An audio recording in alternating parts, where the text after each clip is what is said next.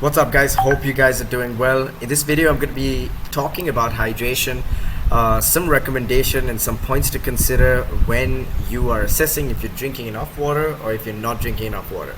Alright, and it's going to be a very simple overview of the important things that you need to do, or the important habits that you need to put in place in order to make sure that you're staying hydrated. But like every other topic, you can go into such a rabbit hole, but I oftentimes think that going down a rabbit hole is unnecessary unless you want to study the topic further or deeper. Alright, so all of this is going to be general recommendations that you can take that can make a really positive impact in your day right away.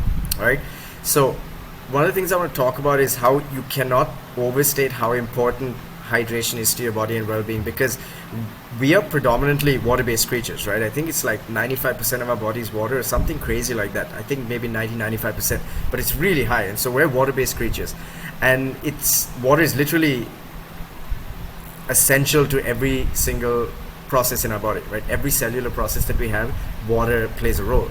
Dehydration has impacts on that function, right? And it has impacts on cognition, it has impacts on your energy, it has impacts on digestion, it has impacts on your appetite, and so it's going to impact literally every single thing, right?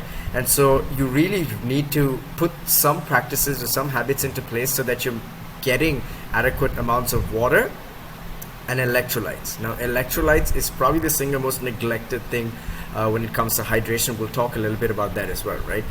So I have a couple of recommendations that I want to run you through, and you can choose to do all of these recommendations, or you can just do the ones at the top and not do the ones at the bottom. But I would recommend trying to study both of them, or trying to implement both of them slowly into your daily lives. All right.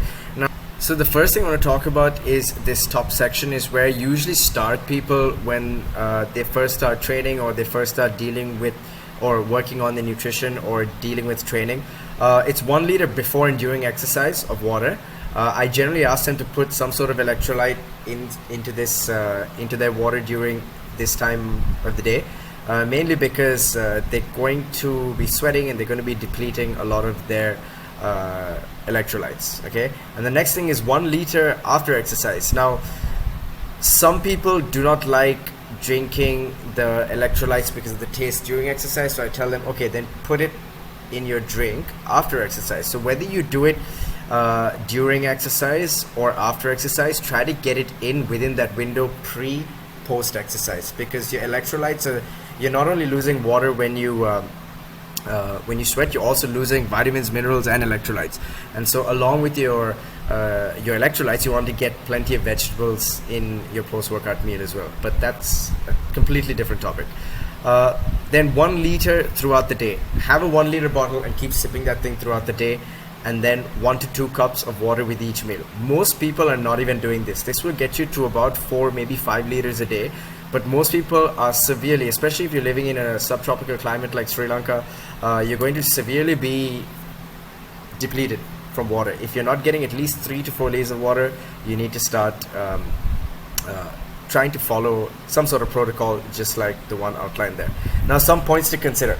You want to drink 60% of your body weight in pounds per day. All right, so calculate your body weight. If you're 100 pounds, you need to be drinking 60 ounces of water. A proper electrolyte balance is key to absorbing water into our cells. Drop a pinch of salt into your water bottle to aid in absorption. Now, what I personally do is I put a pinch of salt into my water first thing in the morning, right? Which brings me to my next point. Drink more early in the day, right? More water early in the day. Hydrate yourself first thing in the morning for optimal function all day. What you'll feel immediately is if you have about 500 to 1 liter of water in the morning with salt in it, or Jeevani, or some sort of electrolytes, you're going to feel this sudden burst of energy.